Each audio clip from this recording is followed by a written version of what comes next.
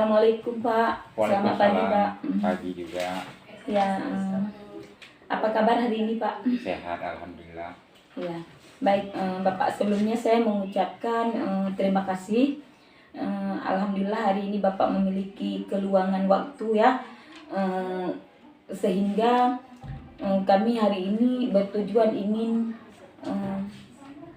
mewawancarai Bapak sebentar, memiliki sehingga kita bisa bertemu. Tentunya saya pribadi ingin belajar lebih dari Bapak Khadir yang selama ini sudah lama memimpin menjadi kepala sekolah di sini ya. SD apa ini Pak? SD 3 Jangkawian. Iya, dengan SD 3 Jangkawian.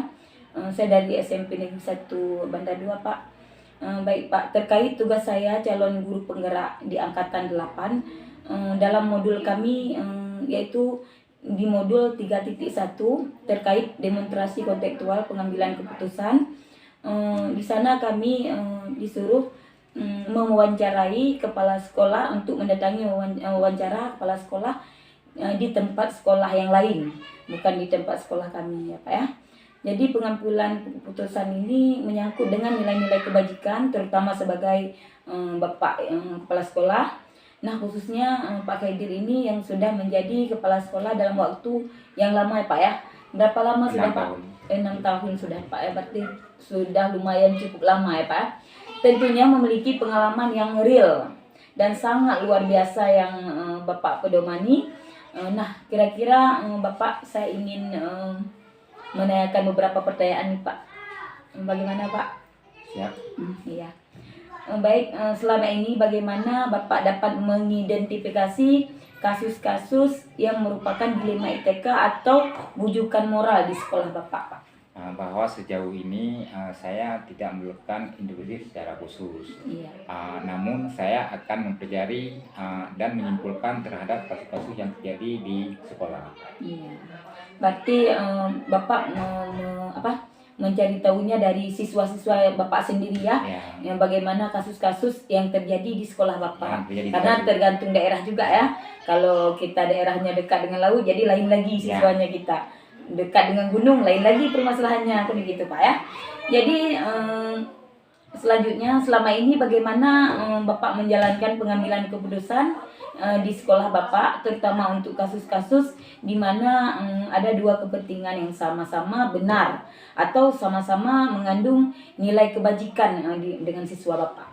Itu pengambilan keputusan, terlebih dahulu saya melakukan koordinasi atau musyawarah kepada pihak-pihak terkait seperti guru, orang tua, pihak lain yang diperlukan. Akan tetapi saya akan selalu mengusahakan kepada jalan musyawarah mufakat, melibatkan komite sekolah, orang tua atau wali yang bercurah pendapat kepada yang dipandang lebih kompeten, dan saya mengumpulkan fakta-fakta yang relevan terkait dengan masalah yang terjadi. Setelah itu melakukan pertimbangan yang matang, itu baru kemudian saya mengambil sebuah keputusan. Iya, mantap sekali. Berarti Bapak melakukan musyawarah di sekolah Bapak, yaitu menyangkut dengan orang tua siswa, rekan-rekan Bapak, baik komite, guru-guru. Berarti Bapak melakukannya dengan cara musyawarah Pak ya. Berarti luar biasa sekali pengalaman Bapak selama 6 tahun ya Pak ya. Baik Pak, terus langkah-langkah atau prosedur seperti apa yang biasa Bapak lakukan selama Bapak menjalankan menjadi kepala sekolah Pak? Saya itu akan mencari informasi terlebih dahulu. Nah, saya akan datang ke lapangan langsung untuk mewawancari dari berbagai pihak. Lalu setelah itu saya menganalisis untuk diambil sebuah keputusan yang terbaik. Iya, berarti Bapak setelah menanyakan apa permasalahannya, terus Bapak menelaah ya, bagaimana Bapak mengambil keputusan dilema ITK tersebut ya Pak ya. Iya, terima kasih sekali Bapak. Terus hal-hal apa saja yang selama ini Bapak anggap efektif dalam pengambilan keputusan pada kasus-kasus dilema ITK di dalam sekolah Bapak? Kalau saya merasa suatu pengambilan keputusan itu yang efektif apabila dilakukan dengan spontanitas, tergantung objek permasalahan di lapangan. Itu saya mengobrol dengan tim manajemen sekolah Iya. jajaran wakil kepala sekolah dan guru-guru senior, didengarkan pendapatnya supaya ada keputusan bersama. Iya, berarti Bapak setelah melakukan musyawarah terus melakukan caranya yang efektif yaitu dengan tim Bapak yaitu Tim. wakil ya, guru yang ada di sekolah Bapak, beserta mengikut sertakan orang tua Ya. murid juga ya Pak ya. Iya, mantap sekali Pak. Sungguh luar biasa pengalaman Bapak. Semoga terinspirasi. Saya sebagai calon guru penggerak ini baru memulainya ya. Baru sedang dalam pelatihan Pak. Baik Bapak, apakah Bapak memiliki sebuah tata kala atau jadwal tertentu dalam sebuah penyelesaian kasus dilema ITK? Apakah Bapak langsung menyelesaikan di tempat atau memiliki sebuah jadwal untuk menyelesaikannya? Untuk bentuk atau prosedur seperti apa yang Bapak jalankan di saat permasalahan tersebut, dilema ITK tersebut itu? Kalau mengenai jadwal, kalau jadwal itu saya tidak ada jadwal yang tertentu. Ya. Tapi pokoknya harus bisa diselesaikan dengan baik dan sebisa mungkin diselesaikan tidak terlalu lama. Ya. Jadi harus cepat, jangan menunda-nunda menangani sebuah kasus. Iya, berarti Bapak waktu ada masalah Bapak menjalankannya di hari itu juga. Iya. Bapak tuntaskan tidak supaya tidak Menunda. dilema etika tersebut tertunda-tunda Iya, gitu Pak ya. jangan menunda terlalu lama. Iya, jangan tertunda terlalu lama. Jadi hari itu juga bisa terselesaikan dengan sempurna ya Pak ya. Iya, bagus sekali ya Pak ya. Sungguh luar biasa. Memang dilema etika ini tidak boleh berlarut Pak ya. Diselesaikan dengan hari yang sama. Iya Pak. Terima kasih sekali atas jawaban Bapak. Selanjutnya Pak, adakah seseorang atau faktor-faktor apa yang selama ini mempermudah atau membantu Bapak dalam pengambilan keputusan dalam kasus-kasus dilema etika di dalam sekolah Bapak ini? Kalau faktor-faktor yang memudahkan saya itu berasal dari adanya dukungan jajaran wakil kepala sekolah dan guru-guru yang dari sekolah. Itulah untuk memudahkan saya, itu dukungan daripada wakil kepala sekolah dan guru-guru.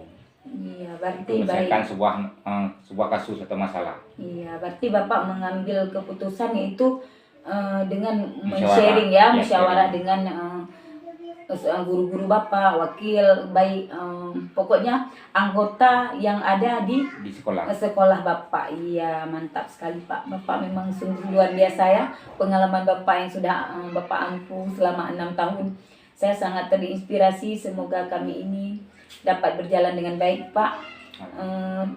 Terus ada pertanyaan nih Pak, satu lagi. Dari semua hal yang telah disampaikan, pembelajaran apa yang dapat Bapak petik dari pengalaman Bapak untuk mengambil keputusan dilema etika tersebut? Itu saya belajar dari pengalaman. Iya. Jadi sehingga jangan sampai suatu kejadian yang terjadi kembali.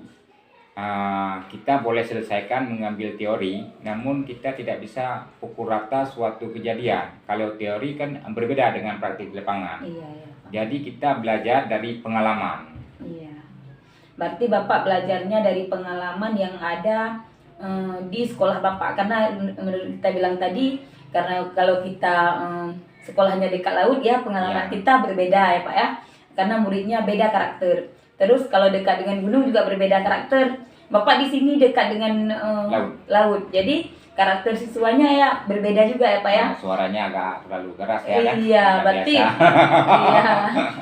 Memang benar sekali Pak. Bapak melakukan tindakan yang sangat luar biasa, yaitu Bapak memetik dari pengalaman Bapak sendiri, yaitu dengan jangan mengulang kembali apa yang telah terjadi ya Pak ya, dilema etika Jadi tersebut. sebuah pelajaran. Iya, jadi sebuah pelajaran untuk diri kita ya. Terima kasih Pak atas waktunya Bapak Khadir. Saya sangat terinspirasi dengan Bapak ini karena Bapak sudah lama menjadi kepala sekolah, yaitu selama 6 tahun Pak ya. 6 tahun bukan waktu yang singkat loh Pak. Sungguh Satu luar biasa. periode. Iya, satu periode loh Pak Satu ya. periode. Kalau di kabupaten kita itu satu periode yang naik jabatan Pak, ya kan? Ya, terima kasih sekali Pak untuk waktunya hari ini. Baik Pak, terima kasih atas waktu yang Bapak luangkan. Untuk hari ini sekian untuk wawancara kita. Terima kasih Bapak Khaidir. Assalamualaikum warahmatullahi wabarakatuh. Waalaikumsalam warahmatullahi wabarakatuh.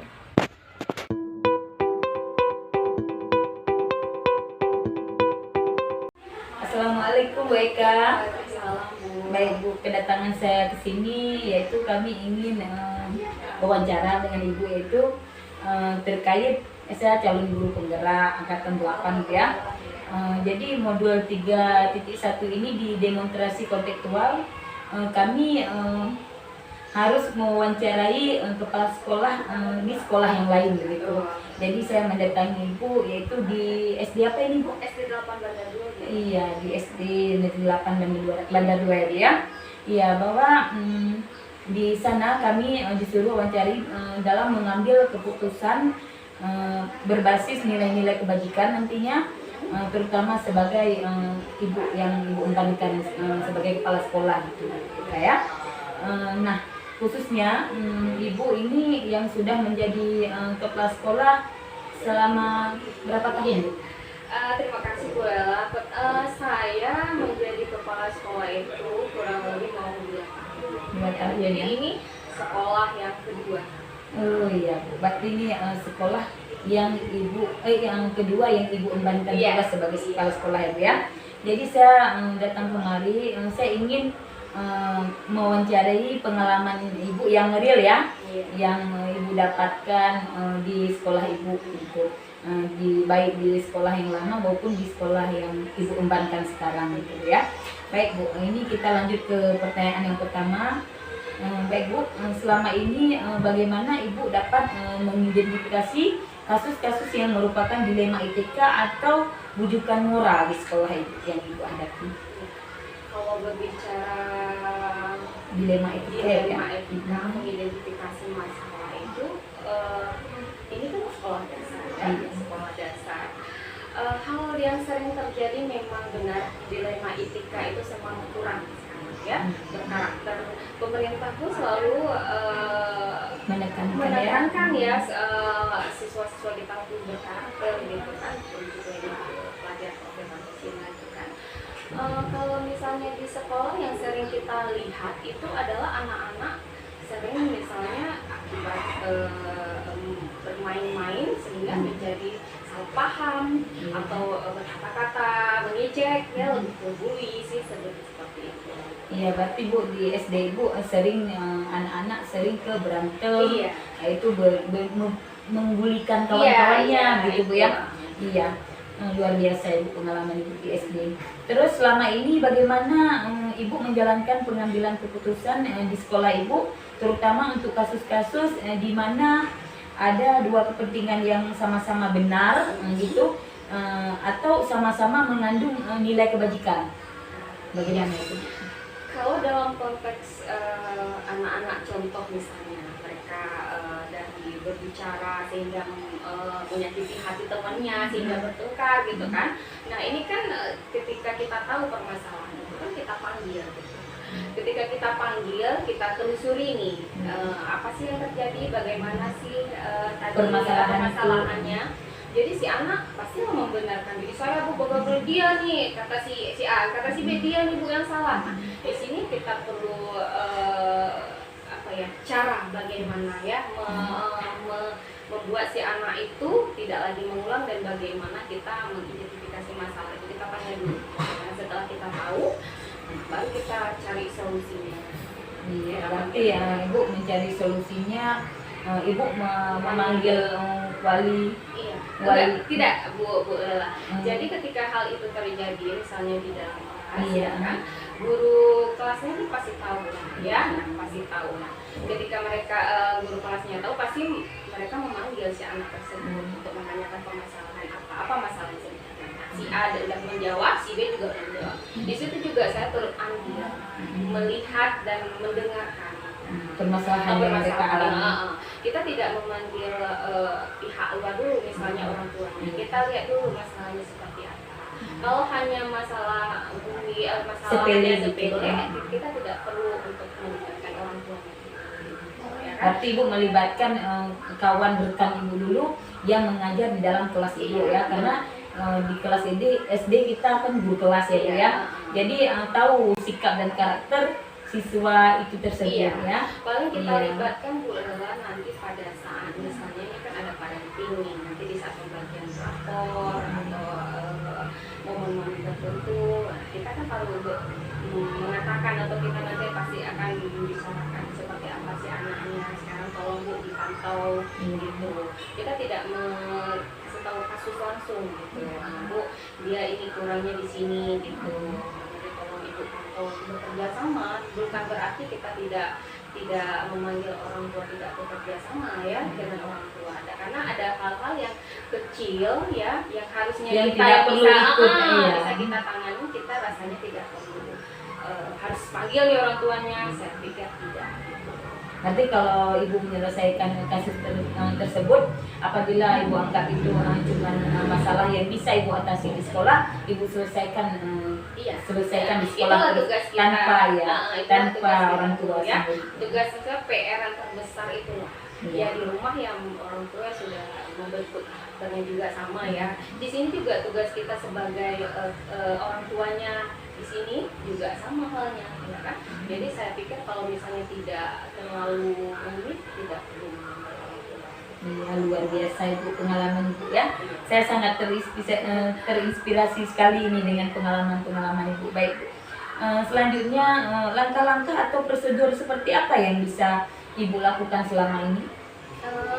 Kalau langkah-langkah mengenai misalnya yang terjadi di sehari-harinya, ya seperti saya bilang tadi Bu Lela ya, maksudnya kita identifikasi masalahnya, kita panggil mereka, ya kan, kita panggil mereka, kita juga.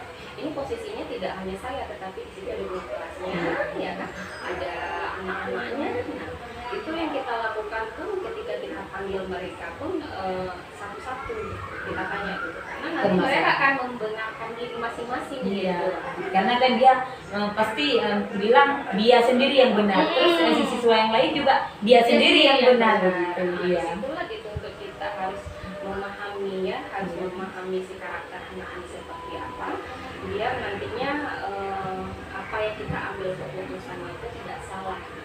Tidak merugikan siapa, tidak merugikan si ada si B gitu. Karena intinya kita untuk mendamaikan dan jangan terulang kembali hal tersebut, misalnya gitu ngejek gitu ya, karena yang sering terjadi itu lah Bu Lela, bully-bully ya. Iya.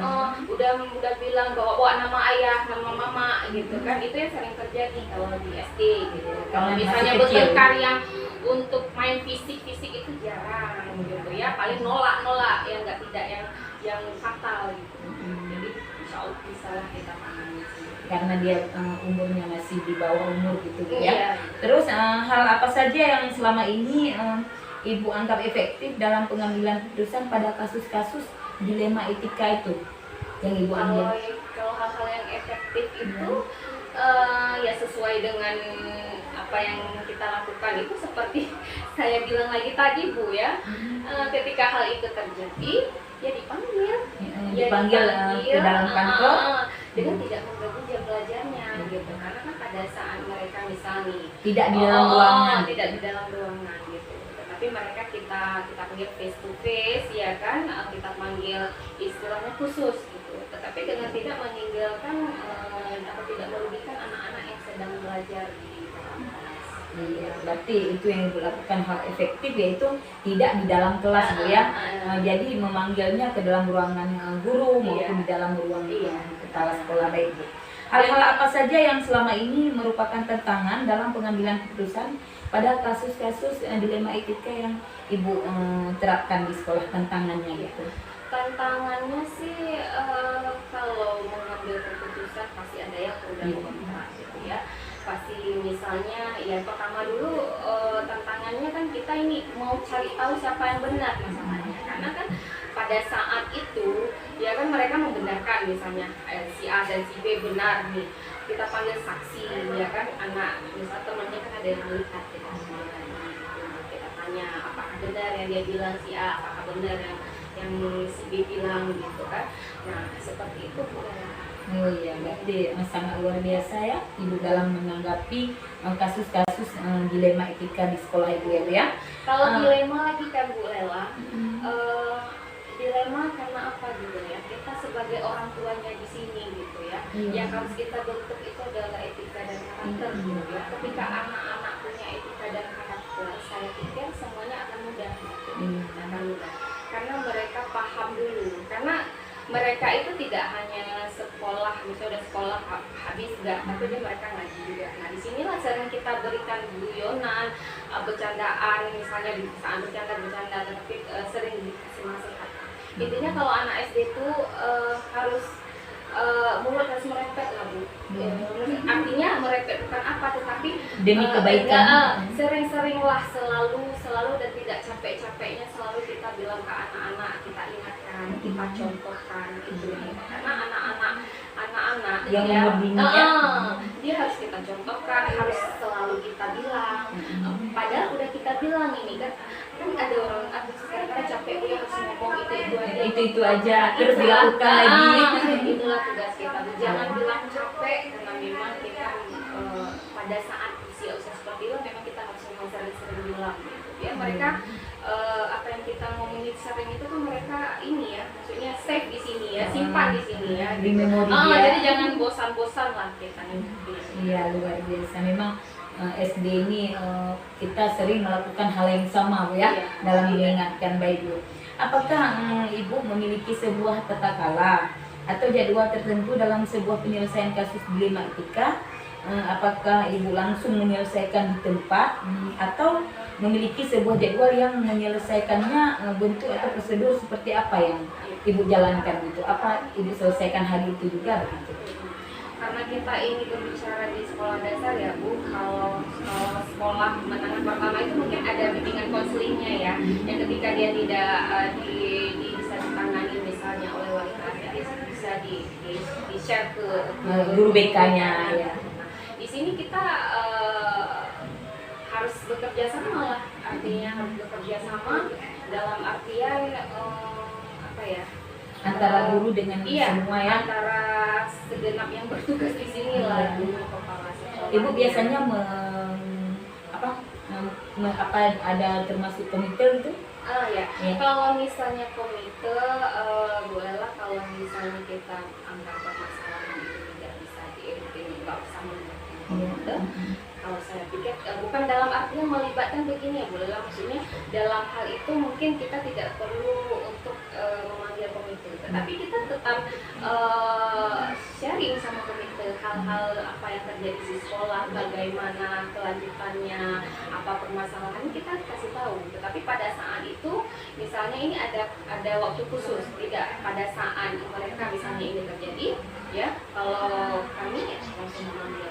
Jadi waktu khususnya itu memanggil tanpa mengurangi atau tanpa mengganggu yang pelajar. Nah ketika misalnya ini ditelusuri atau dipelajari ini masalahnya besar ya, harus dipanggil orang tuanya, kita juga ada waktu khususnya, dalam artian waktu khusus bukan hari itu juga, tetapi mungkin kita kasih undangan dulu atau gurunya langsung yang mengenai wali muridnya, Bu, kalau bisa besok ke sekolah, karena kita di sini kan juga harus memahami ya kondisi wali murid kan jadi istilahnya jangan ada dirugikan, tetapi masalah juga harus diselesaikan. Iya, luar biasa sekali Bu Eka. Berarti Ibu di saat itu memakai komite, maksudnya menyuruh komite ke dalam permasalahan apabila permasalahan ini diperlukan ya. Kalau tidak Ibu selesaikan dengan sekolah ya. Iya, mantap sekali Bu ya pengalaman Ibu. Baik Bu, adakah seseorang atau faktor-faktor yang selama ini mempermudah ya atau membantu Ibu dalam pengambilan keputusan Ibu tadi, yang membantu Ibu dalam kasus-kasus dilema etika itu? Yang membantu, alhamdulillah Bu, selalu kalau saya membantu itu jelas di sini ya, karena kontribusi kita ke anak kondisinya ini kalau tidak ada kerjasama kedua kepala sekolahnya juga akan berasa berat ya, akan berasa nanti apa-apa tidak dikonsultasi, tidak sharing, keputusannya juga hal-hal yang membantu ya pastinya guru-guru saya di sini gitu, komite bahkan lingkungan masyarakat di sini gitu.